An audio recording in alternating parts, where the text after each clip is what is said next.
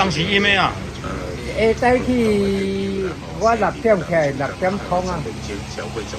，6点就开始淹啊。安尼哦，啊无落雨你哪淹水？哎啊，海水倒悬。31号的8楼，阁拄着苏拉风台外围环流，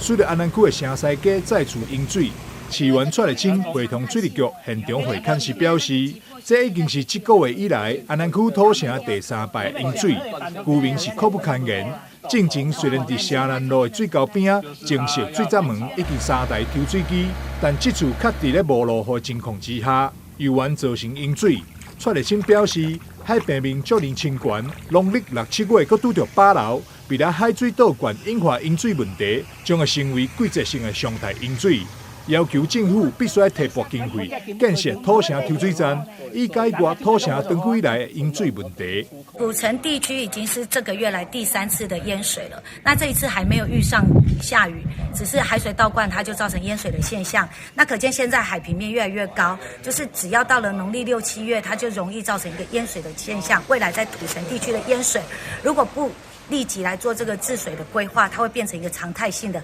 现象，对我们的居民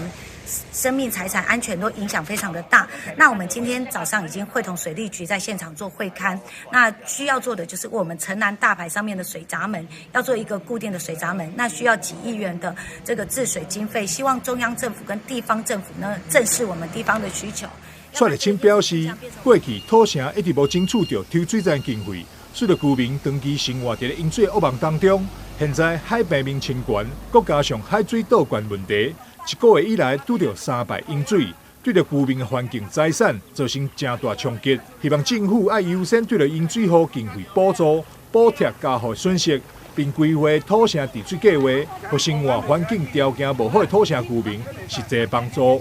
记者张锡维采访报道。